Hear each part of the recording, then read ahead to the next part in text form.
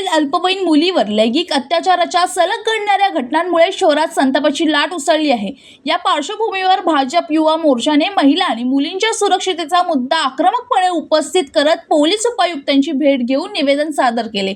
भाजप युवा मोर्चाचे जिल्हाध्यक्ष विक्रम तरे यांच्या नेतृत्वाखाली शिष्टमंडळाने कल्याण पूर्वेतील बिघडलेल्या कायदा व सुव्यवस्थेबाबत चिंता व्यक्त केली। अल्पवयीन मुलीवर अत्याचाराच्या प्रकरणाचा पुणे मॉडेल प्रमाणे जलद गतीने तपास करून दोषींना कठोर शिक्षा देण्यात यावी अशी मागणी त्यांनी केली। तसेच महिला व मुलींच्या सुरक्षिततेसाठी पोलिसांची गस्त वाढवणे, संवेदनशील भागांमध्ये विशेष लक्ष देणे आणि गुन्हेगारावर कठोर कारवाई करण्याची मागणी करण्यात आली।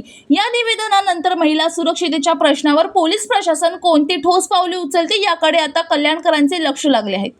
म्हणून आम्हाला सर्वांना खूपच रोष आहे, म्हणून आज आम्ही त्वरित सर्व आलेलो आहोत। कारण की एकामागे एक दोन घटना कल्याण पूर्वेत आणि त्या पण इतक्या लहान चिमुरड्यांवर घडत आहेत।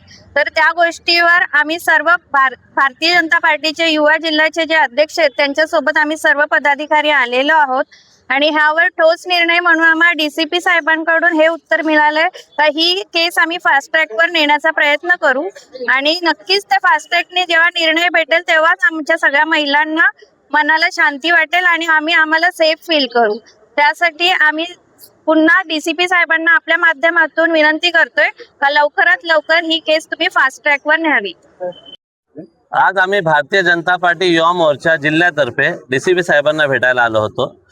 आमचे जिल्हाध्यक्ष नंदूजी परब यांच्या मार्गदर्शनाखाली आम्ही आज डीसीपी साहेबांना भेटलो। आज कल्याण पूर्वेला जी घटना घडलेली आहे, एका मागोमाग एक दोन घटना घडल्या ज्या अत्याचाराच्या आहेत। हा जो कल्याण पूर्वेला जी कायदा व्यवस्था अयोग्य चालू आहे त्या संबंधित आम्ही भेटायला आलो होतो। आज आम्ही डीसीपी साहेबांना भेटल्यानंतर डीसीपी साहेबांना आम्ही विनंती केलेली आहे की ज्या अत्याचाराच्या दोन घटना घडलेल्या आहेत त्यांच्यावर कारवाई जशी आपण पुण्याला केलेली आहे की 2 महिन्यात त्याचा निकाल लागलेला आहे आणि त्यांना फाशी किंवा जन्मठेपेची शिक्षा आता होणार आहे। तर तुम्ही त्याचप्रमाणे कारवाई करावी आणि आपल्या इथले जे दोषी सापडलेले आहेत त्यांच्यावर त्वरित कारवाई होऊन त्यांना दोषी ठरवावं आणि त्यांना फाशीची शिक्षा द्यावी। डीसीपी साहेबांनी आम्हाला आश्वासन दिलेलं आहे की त्यांच्या आता जी कारवाई करायची ती त्याच पद्धतीने होईल। त्यांनी आम्हाला माहिती दिलेली आहे की जे पुण्याचे पोलीस अधिकारी होते त्यांनाच त्यांनी इथे बोलवलेलं आहे आणि त्यांच्याकडूनच ही कारवाई करून घेणार आहेत आणि लवकरात लवकर त्यांच्यावर कारवाई होऊन दोषींना आपण फाशीची शिक्षा देण्याचा प्रयत्न करणार आहोत। राहुल कांबळे, जनशक्ती, कल्याण।